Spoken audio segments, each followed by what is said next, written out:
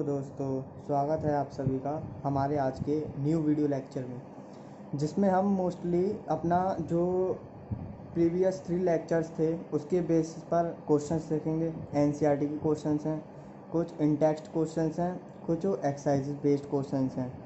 ये बहुत important questions होते हैं।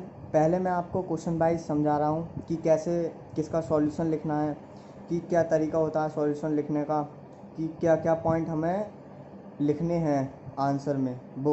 फिर मैं आपको आंसर टाइपिंग दिखाऊंगा कि ऐसे ऐसे लिख सकते हो आप, तो फिर आप समझने की कोशिश करना और अपने अकॉर्डिंग आप लिख सकते हो बाद में। जैसा कि क्योंकि ये सब क्वेश्चंस होते हैं ना, ये बहुत इंपॉर्टेंट होते हैं। अक्सर बोर्ड में ऐसे ही बिल्कुल सेम टाइप के क्वेश्चंस पूछ लिए जाते हैं, इसलिए करा रहे हैं, इम्पॉर्टेंट हैं और बस करिए। वाई आर सॉलिड्स रिजिड, कि सॉलिड्स रिजिड क्यों होती हैं। इसका मेन सॉल्यूशन होता है, मेन आंसर जो है, अगर हम ध्यान से देखें, जो कॉन्स्टिट्यूएंट पार्टिकल्स होते हैं सॉलिड के, उनके पास फिक्स्ड पोजीशन होती है और वो कॉन्स्टिट्यूएंट पार्टिकल्स केवल अपनी प्लेस पर ऑसिलेट कर सकते हैं, इसलिए हम उन्हें रिजिड कह सकते हैं सॉलिड को। जैसा कि देखिए कि यहाँ पर मैं बनाता हूँ एक सॉलिड है, ये देख समझने की कोशिश करना। ये सॉलिड है, ये सॉलिड्स के पार्टिकल्स हैं, इसमें ये कॉन्स्टिट्यूएंट पार्टिकल्स हैं या फिर सॉलिड के पार्टिकल्स हैं। सॉलिड में इनकी फिक्स्ड पोजीशंस होती है, ये इनकी फिक्स्ड पोजीशंस है और ये ऑसिलेट करते हैं केवल।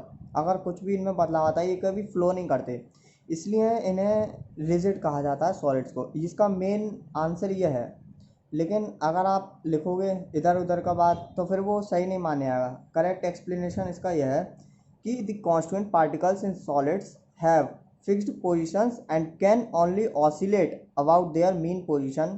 This explains the rigidity in solids. ये मैं आपको लिखवा दूंगा अभी बाद में, पहले समझने की कोशिश करिए और जो भी बता रहे हैं उसे समझने की कोशिश करिए। अगर कोई भी दिक्कत हो तो आप बता सकते हो बाद में। कि why do solids have definite volume, कि सॉलिड्स का डेफिनेट वॉल्यूम क्यों होता है। अब ये मोस्टली लोग जानते भी हैं और कुछ नहीं जानते और कुछ कंफ्यूज रहते हैं, क्योंकि सॉल्यूशन लिखते समय कुछ ना कुछ गड़बड़ हो ही जाती है, इसलिए इसका ध्यान रखिए, ये ऐसा नहीं होना चाहिए।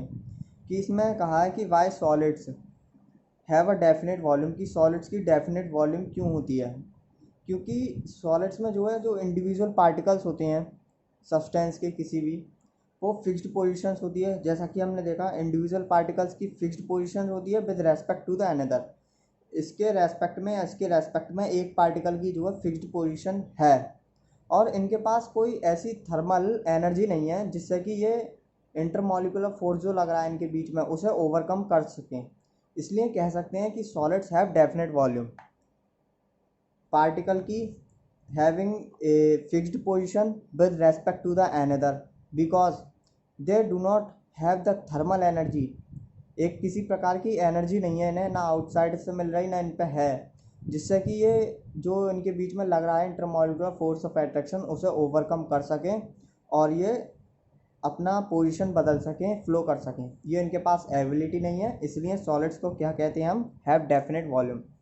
जैसा कि in the solid state the individual particles of a substance are in fixed position with respect to each other because there is not enough thermal energy to overcome the intermolecular interactions between the particles. As a result of solids have definite volume.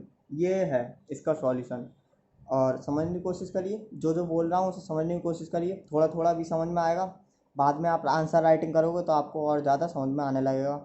Okay, अगला question है, why classify the following as amorphous और crystalline solids. Classify करिए कि ये जो given है हमारे पास, इनमें से क्रिस्टलाइन कौन है, कौन एमॉर्फस है।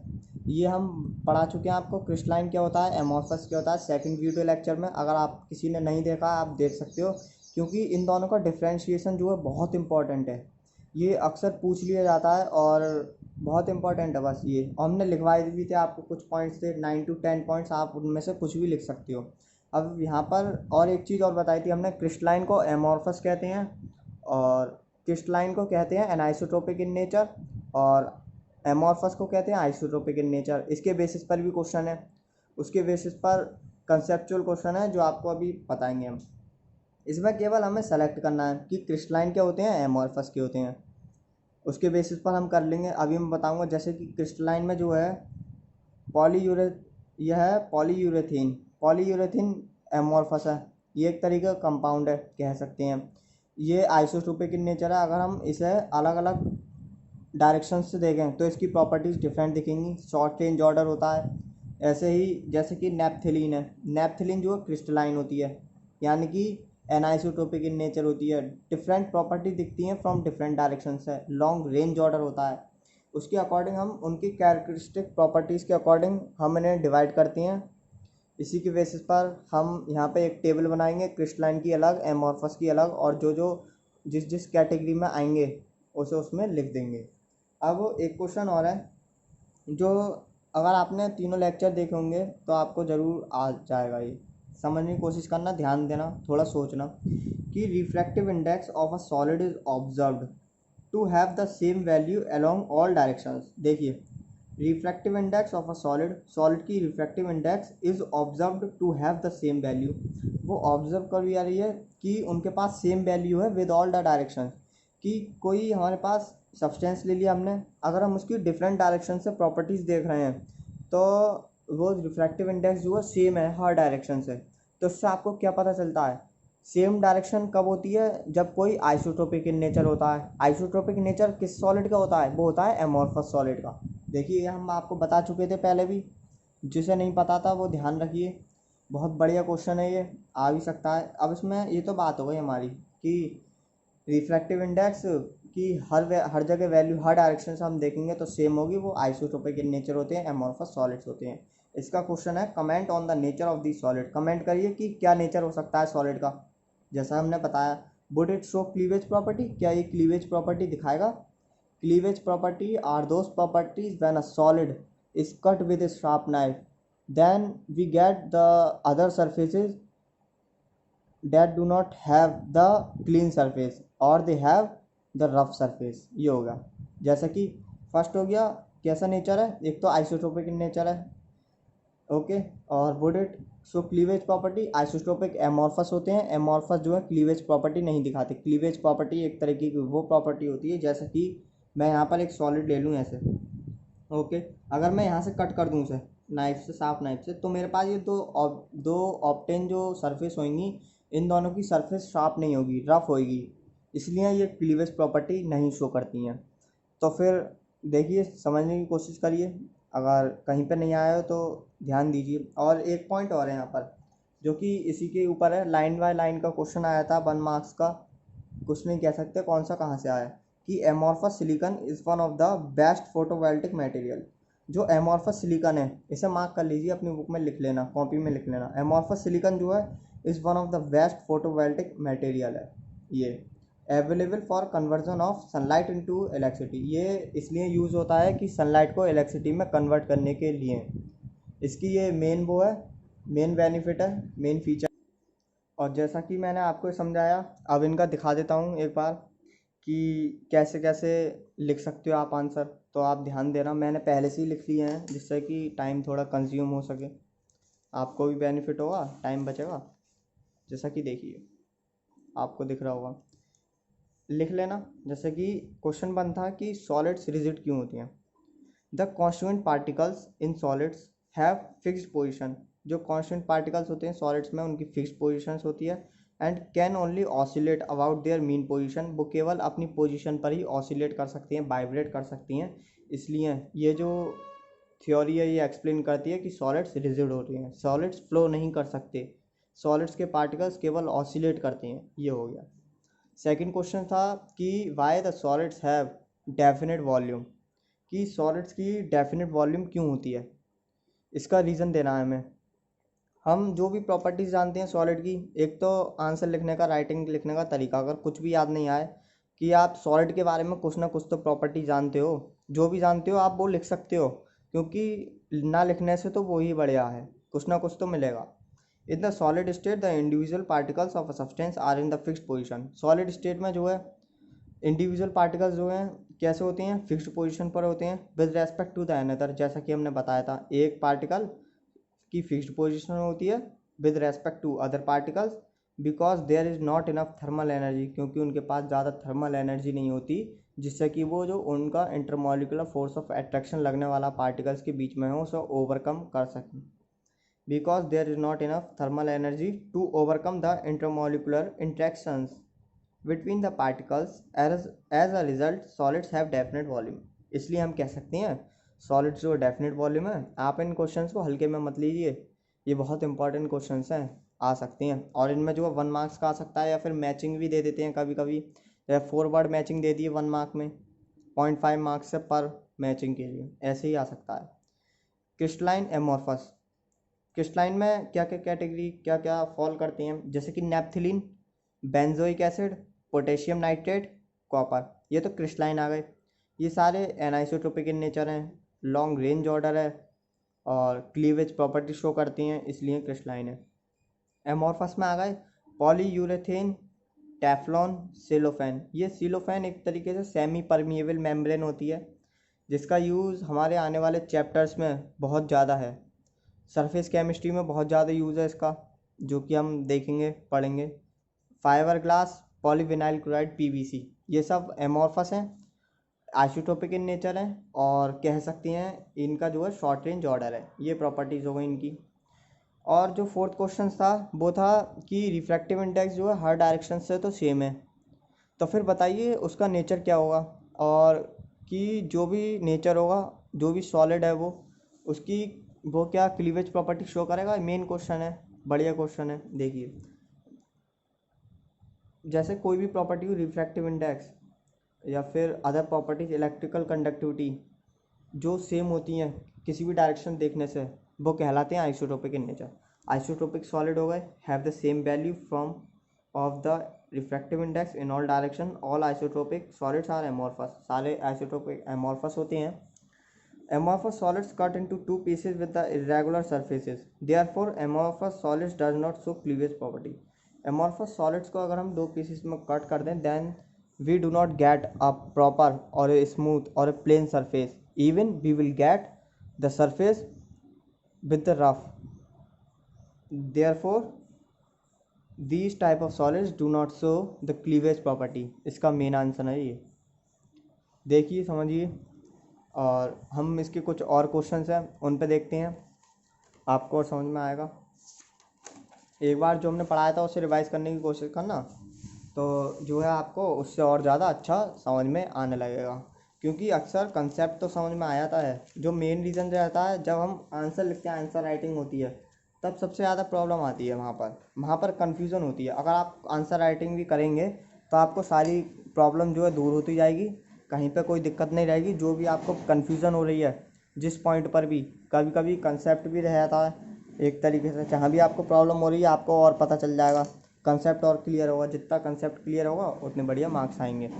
यहाँ पर है क्लासीफाई करना है कि solids in different categories based on the nature of the intermolecular forces operating in them. इनके नेचर के अकॉर्डिंग करना है, जैसे कि हमने सेकेंड या थर्ड लेक्चर में पढ़ा था। थर्ड लेक्चर में आयनिक सॉलिड्स क्या होते हैं, मॉलिकुलर सॉलिड्स क्या होते हैं, polar molecular solid, non polar, hydrogen bonded, metallic, non polar, इस टाइप्स के हमने पढ़े थे। सॉलिड होते हैं कई प्रकार के, उन्हीं के अकॉर्डिंग हमें बताना है कि कौन सा मटेरियल किस प्रकार का सॉलिड है। जैसे कि पोटेशियम है, पोटेशियम सल्फेट, ये पोटेशियम सल्फेट में मेनली आयंस का वर्किंग होती है, तो ये कहलाता है आयनिक सॉलिड। फिर बात आती है टिन क्या होता है, टिन। इसके बाद आता है जैसे कि हमारे पास बेंजीन का क्या वो फंक्शन होता है, यानी कि क्या होता है, किस टाइप का सॉलिड होता है। बेंजीन जो है मॉलिकुलर सॉलिड होता है, नॉन पोलर होता है। आपने शेप भी देखी होगी बेंजीन की, 6 कार्बन चेन होती है, जैसे कि यह बेंजीन रिंग कहलाती है। अल्टरनेट डबल बॉन्ड होते हैं, ये हम जब ऑर्गेनिक पढ़ेंगे तब आपको और समझ में आने का। एमोनिया है, वाटर, जिंक सल्फेट, या भी मैं टेबल बताऊंगा आपको, उसमें से देखना आप, तब और समझ में आएगा। नेक्स्ट क्वेश्चन है, देखिए समझने की कोशिश करिए, इसे ध्यान दीजिए, इस पर आसान है, बताया हमने पहले भी आपको। Solid A is very hard electrical insulator. Solid A जो है बहुत हार्ड इलेक्ट्रिकल इंसुलेटर है। In solid as well as in molten state, या तो वो सॉलिड फॉर्म में हो या फिर मोल्टन फॉर्म में। And metals at extremely high temperature, melt हो जाता है, पिघल जाता है, बहुत हाई टेम्परेचर चाहिए होता है जिससे वो मेल्ट हो सके। What type of solid is it, कि किस प्रकार का सॉलिड होगा वो। देखिए सबसे ज़्यादा हार्ड सॉलिड होता है कोवैलेंट सॉलिड।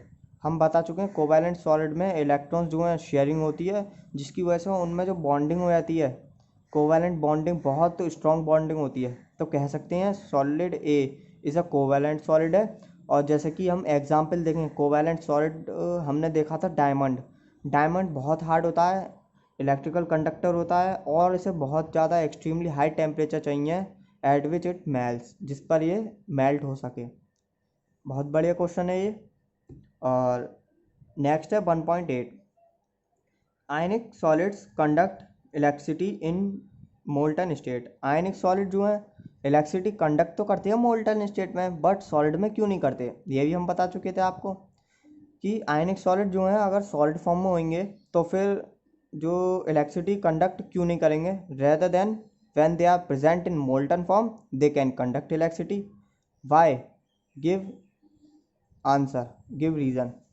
तो हम देखते हैं कि आयनिक सॉलिड्स में अगर हम किसी को मोल्टन फॉर्म में लें, आयनिक सॉलिड्स को मोल्टन फॉर्म कह सकते हैं या फिर लिक्विड फॉर्म, इन फॉर्म में जो इलेक्ट्रॉन्स जो होते हैं वो फ्रीली एबल टू मूव, वो मूव कर सकती हैं। वेयर एज सॉलिड्स में जो है इलेक्ट्रॉन्स जो है मूव नहीं कर सकते। First reason. और जो मेन रीज़न जो है इलेक्ट्रिसिटी का कंडक्टिविटी का, वो मेन रीज़न होता है कि हमारे पास वो ज़रूर होना चाहिए इलेक्ट्रॉन्स का फ्लोएबल।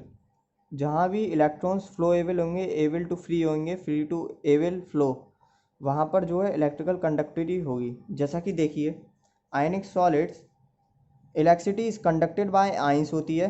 इन solid states ions are held together, held by the strong electrostatic forces and are not free to move about within the solid, and hence in molten state or in a solution form the ions are free to move and can conduct electricity।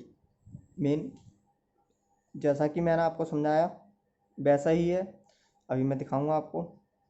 What type of solids are electrical conductor, malleable, ductile, कि किस प्रकार के solids होते हैं वो जो कि electrical conductors होते हैं, मैलेबल होते हैं, डक्टाइल होते हैं। ये सबको पता है, बहुत ईजी है, बचपन से पढ़ते आ रहे हैं। ये होते हैं मेटेलिक सॉलिड्स। ओके, अब देखिए इसका कुछ चार्ट है, मैं बनाए हैं, आंसर लिखे हैं आपके लिए, उस पर ध्यान देना थोड़ा सा। 1.6 जैसा कि हमने बताया था, एक चार्ट बनाइए या फिर बताइए कि कौन सा सॉलिड किस टाइप का है। पोटेशियम सल्फेट है, पोटेशियम सल्फेट आयनिक सॉलिड होता है, ये सब याद करने की चीज़ है बस। बेंजीन जो है मॉलिक्यूलर सॉलिड है, नॉन पोलर है। यूरिया का केमिकल फॉर्मूला होता है NH2CO NH2। इसे फर्स्टली प्रिपेयर करा था वोलर ने, ओके, इन 1928 में। पोलर मॉलिक्यूलर सॉलिड है अमोनिया NH3, पोलर मॉलिक्यूलर है। और वाटर जो है, वाटर को आप जानते हो H2O क्या बनाता है, हाइड्रोजन बॉन्डिंग, इसलिए hydrogen bonding molecular solid. Zinc sulphide, जब भी ऐसे कोई कंपाउंड आए जिसमें आयन का इन्वॉल्वमेंट हो तो वो कैसे कहलाएंगे, आयनिक सॉलिड कहलाएंगे। ग्रेफाइट जो है कोवैलेंट और नेटवर्क सॉलिड है, दोनों एक ही बात है। रुबिडियम एक एलिमेंट है, मेटेलिक सॉलिड है, मेटल है ये। आर्गन एक हीलियम गैस है जो कि नॉन पोलर होती है, नॉन पोलर सॉलिड है। सिलिकॉन कार्बाइड कोवैलेंट सॉलिड है। ये बढ़िया है, ये एनसीईआरटी में भी दे रखा है। और इन्हीं के बेसिस पर क्वेश्चन आते हैं, जैसे कि आपको कोई भी दे देंगे, 4 पॉइंट दे दिए, या फिर आजकल MCQ बहुत आ रहे हैं, या फिर एसर्शन रीजनिंग आ रही है तो उसमें दे सकती हैं कि silicon carbide is a non polar solid, और बी में दे देंगे और कुछ चीज़ कि argon is a non polar solid. तो आपको उसके जो एसर्शन होंगे उसके अकॉर्डिंग आपको बताना है। अगर आप जानते होगे तब तो आपका आंसर सही होगा, नहीं तो आप गलत हो जाओगे। सॉलिड ये बताया था सबसे ज़्यादा हार्ड इलेक्ट्रिकल कंडक्टर और melt at very high temperature, वो होता है कोवैलेंट सॉलिड, डायमंड। फिर आयनिक सॉलिड्स में electricity conduct in molten form में हो जाती है but not in solid form में क्यों नहीं होती।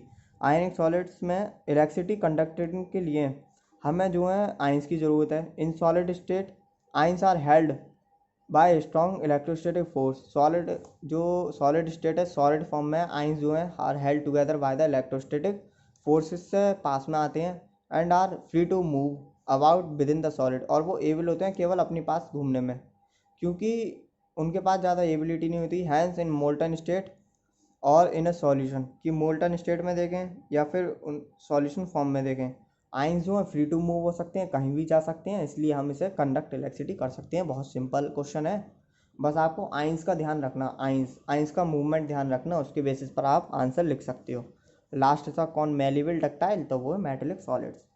इसके बाद मैंने आपको इन्हीं 3 लेक्चर से ऊपर कुछ एक्सरसाइज बेस्ड क्वेश्चंस थे, वो भी एनसीईआरटी के थे, उनके बारे में बताते हैं, क्योंकि हम टॉपिक वाइज हर क्वेश्चंस लेके चल रहे हैं तो फिर आपको और ज़्यादा समझ में आएगा, उससे कंसेप्ट क्लियर होते आएंगे। ये करिए, और जो समझ में नहीं आए वो भी पढ़िए, समझिए, कोशिश करिए।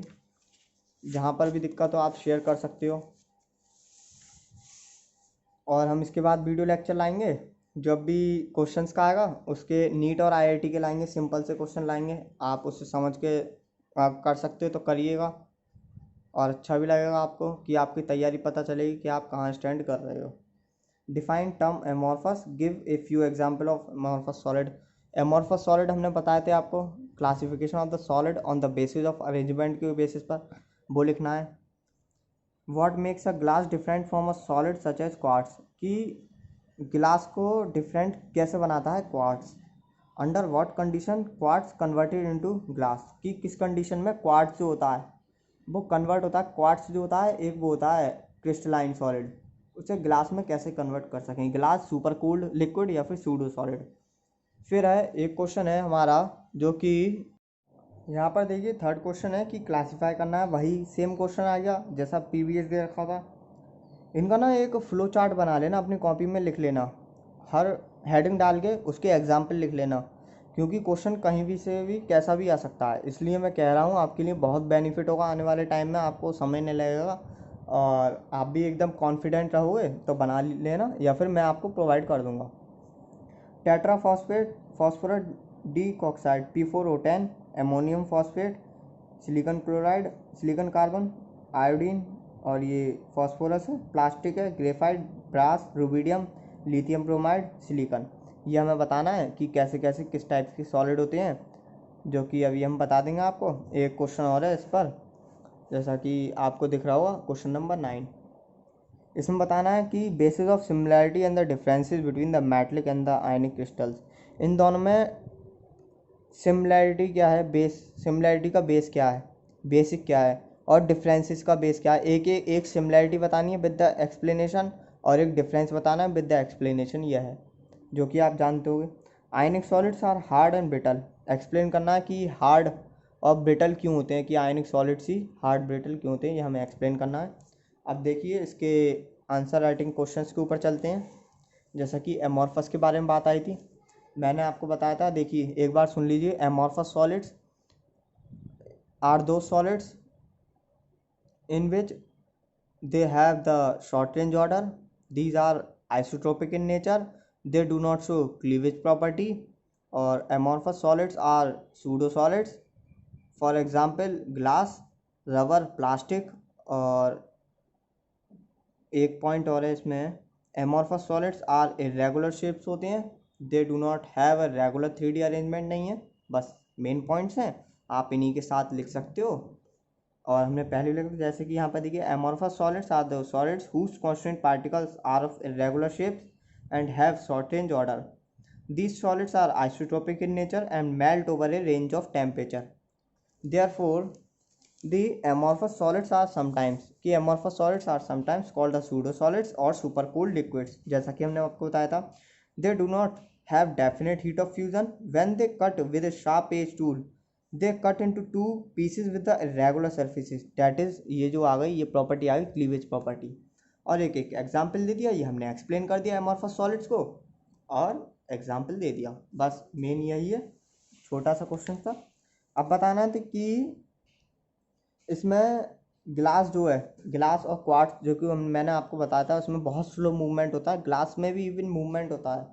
ग्लास के पार्टिकल्स जो हैं even they are able to flow कर सकती हैं, मैंने आपको बताया था प्रीवियस लेक्चर में। देखिए, the arrangement of constituent particles makes glass different from quartz. जो ग्लास के पार्टिकल्स हैं उसका अरेंजमेंट जो है, उनका अरेंजमेंट या फिर एबल टू फ्लो है, वो डिफरेंट बनाता है क्वार्ट्ज से। मेन रीज़न ये आ गया, क्यों अलग अलग हैं। Due to the constituent particles के अरेंजमेंट के कारण। In glass the constituent particles have short range order. Glass में जो है particles have short range order होता है। इसका मेन रीज़न आ गया कि उसके कॉन्स्टेंट पार्टिकल्स का अरेंजमेंट क्या है, फ्रॉम द क्वार्ट्स से। और इन glass the constant particles have short range order. Glasses में जो है जो कॉन्स्टेंट पार्टिकल्स का शॉर्ट रेंज ऑर्डर होता है, यानी कि एमॉर्फस होते हैं। But in quartz the constant particles have both short range and long range, दोनों प्रकार का ऑर्डर होता है। ये मेन बेसिस हो गया कि दोनों में डिफरेंसेस क्या हैं, किस कंडीशन में क्वार्ट्स कन्वर्ट होता है इनटू ग्लास में, शॉर्ट रेंज लॉन्ग रेंज। बहुत स्लो मूवमेंट के कारण बहुत लॉन्ग पीरियड में ये कन्वर्ट भी हो सकता है। फिर एक टेबल आई थी, ये देखिए मैंने आपको बना दी है। क्वेश्चन नंबर 1.3 है ये एक्सरसाइजेस का। आयनिक सॉलिड्स में क्या क्या आती है कैटेगरी, एमोनियम फॉस्फेट आता है और लिथियम ब्रोमाइड। आयनिक सॉलिड में आयंस करते हैं। एमोनियम में आप जानते ही हो आयन काम करते हैं। मेटलिक में brass and rubidium brass metallic in nature होते हैं, मेटल्स होते हैं, इसलिए मेटलिक सॉलिड है ये। मॉलिकुलर में टेट्रा फॉस्फोरस डिकॉक्साइड यानी कि P4O10 I2P4, ये मॉलिक्यूल्स हैं पूरे, इसलिए ना मॉलिकुलर सॉलिड कहते हैं। कोवैलेंट या फिर network solid, silicon carbon graphite silicon, ये नेटवर्क सॉलिड्स हैं, नेटवर्क बनाते हैं। एमॉर्फस में प्लास्टिक आ गया मेन। अब वो 1.9 क्वेश्चन था कि बेसिस ऑफ सिमिलैरिटी और द डिफरेंसेस बताने थे, उन्हें एक्सप्लेन करना था। पहले हम सिमिलैरिटी देखते हैं कि मेटलिक में और आयनिक में सिमिलैरिटी क्या होती है। जैसा कि मेटलिक और आयनिक में सिमिलैरिटी का बात करी गई है मेल्टिंग पॉइंट की। दोनों के मेल्टिंग पॉइंट बताए गए हैं कि दोनों का मेल्टिंग पॉइंट हाई होता है। अब वो बताना है हमें क्यों, किसका किस वजह से हाई होता है, वो एक्सप्लेन कर दो थोड़ा सा, और बस यही मेन रीज़न है। The basis of the similarities between the metallic and the ionic crystals is that both these crystals types are held by electrostatic force of attraction. जो भी आयनिक और द मेटलिक सॉलिड्स में जो आयंस हैं, जो crystals हैं, वो एक पास आते हैं due to the high electrostatic force of attraction के कारण। are held by the electrostatic force of attraction. In metallic crystals the electrostatic force act between the positive ions। जो मेटलिक क्रिस्टल्स में मेटल के बारे में बात करी गई है, तो उसमें इलेक्ट्रोस्टैटिक फोर्स जो अप्लाई होता है बिटवीन द किसके बीच बीच में होता है, positive ions and the electrons. एक पॉजिटिव आइन यानी कि प्रोटॉन एंड इलेक्ट्रॉन के बीच में लगता है इंटरमोल इलेक्ट्रोस्टैटिक फोर्स ऑफ अट्रैक्शन। और जो आइंस के देखें, ये अप्लाई करता है या लगता है अपोजिटिवली चार्ज आयन, जो अपोजिटिवली चार्ज आयंस होते हैं, जैसे कि एनाइन के बीच में लगेगा या फिर कैटाइन के बीच में लगेगा, अपोजिटिवली चार्ज होगा। ये मेन रीज़न हो गया। हैंस हम कह सकते हैं both have the high melting point. ये इसकी बेसिस ऑफ सिमिलैरिटी हो गई। पढ़िए एक बार, देखिए, समझिए, समझने की कोशिश करिए, ध्यान रखना। फ्लो चार्ट्स बना के याद करेंगे तो आपको ज़्यादा समझ में आने लगेगा। अब उसका डिफरेंस बताया था, एक ही क्वेश्चन में 2 पार्ट्स थे, उसके भी फर्स्ट क्वेश्चन की 2 पार्ट्स होगा। डिफरेंस सिमिलैरिटी, डिफरेंस देखिए कि दोनों में डिफरेंस क्या है। The basis of the differences between the metallic and the ionic crystals is that, हम जानते हैं एक इलेक्ट्रिसिटी के बारे में, उसके ऊपर ही डिफरेंस है। Metallic crystal the electrons are free to move. Metallic crystals में, मेटल्स में आप जानते हैं इलेक्ट्रॉन डोनर होता है, इसलिए आयंस को इलेक्ट्रॉन जो है फ्री टू मूव होते हैं, तो इलेक्ट्रिसिटी कंडक्ट करते हैं, ये मेन रीज़न है इसका। In metallic crystal the electrons are free to move, so metallic conductors electricity, metallic जो है कंडक्ट इलेक्ट्रिसिटी करते हैं। And however in crystals the ions are not free to move. Ionic crystals में electron जो हैं, ions जो हैं, free to move नहीं होते, उन्हें एकदम ऐसे ही जाने नहीं दिया जा सकता। तो हम कह सकते हैं जो दे डू नॉट कंडक्ट इलेक्ट्रिसिटी, इसलिए वो कंडक्ट इलेक्ट्रिसिटी नहीं करते। हाउएवर इन मोल्टन और सॉलिड स्टेट और the aqueous form they do conduct electricity, लेकिन मोल्टन और उसमें कर लेते हैं। ये रीज़न है, डिफरेंस आ गया कि कंडक्ट इलेक्ट्रिसिटी नहीं करते। और फिर तो उसका सेकंड पार्ट था कि आयनिक सॉलिड्स हार्ड और ब्रिटल क्यों होती हैं, इस पर कमेंट करिए, इस पर एक्सप्लेन करिए। जैसा कि आपको दिख रहा होगा, the constant particles of ionic solids are ions. जो आयनिक सॉलिड की बात है, यानी कि उसके जो पार्टिकल्स हैं जिससे वो बन रहा है, वो आयंस ही होंगे, जिसमें से आयंस जो हैं are held by in a 3D arrangement by electrostatic force of attraction, जिसमें आयंस जो हैं आर टुगेदर एक पास आते हैं 3D अरेंजमेंट के कारण, bye electrostatic force of attraction लगता है। मोस्टली जो जो पार्टिकल्स हैं सॉलिड के, उसमें सब में इलेक्ट्रोस्टैटिक फोर्स ऑफ अट्रैक्शन ही काम करेगा, क्योंकि electrostatic force of attraction. Since the electrostatic force of attraction is very strong, जो इलेक्ट्रोस्टैटिक फोर्स है बहुत स्ट्रांग होता है with comparison to the weak van der Waals force, the charge ions are held in the fix position. इसी electrostatic force के कारण जो है जो चार्ज आयंस हैं बहुत स्ट्रॉन्ग बॉन्डेड बना लेंगे, बहुत पास पास आएंगे, फिक्स्ड पोजीशन हो जाएगी। इसलिए कह सकते हैं ये रीज़न हो गया by the ionic crystals are hard and brittle, कि आयनिक क्रिस्टल्स हार्ड क्यों होती हैं, ब्रिटल क्यों होती हैं। ये हमारे कुछ क्वेश्चंस हो गए लेक्चर 1, लेक्चर 2, लेक्चर 3 के बेसिस पर। आप इन्हें याद रखना, एक बार कॉपी में लिखिए, अपने आप से आंसर दीजिए, आंसर राइटिंग अपनी अच्छी करिए, उससे आपको और अच्छे मार्क्स गेन होंगे, आपको ज़्यादा समझ में आएगा, कंसेप्ट और क्लियर होगा। और कोई भी दिक्कत हो इनमें, किसी में भी, किसी क्वेश्चन में किसी भी पॉइंट नहीं समझ में आया हो तो आप कमेंट करिए, हम उसे न्यू वीडियो लेक्चर में सॉल्व करेंगे। और इसके बाद जैसा कि हम चल रहे थे आयनिक यूनिट सेल हमने बताया था आपको, हम उसके आगे के बारे में बात करेंगे, जेड इफेक्टिव, पैकिंग इफिशियंसी, और भी कई सारे टाइप आएंगे। और थोड़ा सा लेवल लेके चलेंगे foundation for the IIT NEET के लिए, जिसमें से हम आपको थोड़ा थोड़ा बता रहे हैं। और अगला लेक्चर जो होगा क्वेश्चनिंग पे बेस्ड होगा, वो प्रीवियस ईयर क्वेश्चंस का होगा, वो भी इम्पॉर्टेंट है। क्वेश्चन सीरीज ज़रूर अटेंड करिए, उससे आपको और अच्छा लगेगा। तो फिर आज के लिए इतना ही, नोट कर लेना इन सबको। Okay, thank you for visiting our channel, और हमारे चैनल को सब्सक्राइब करिए, लाइक करिए, शेयर करिए। Thank you.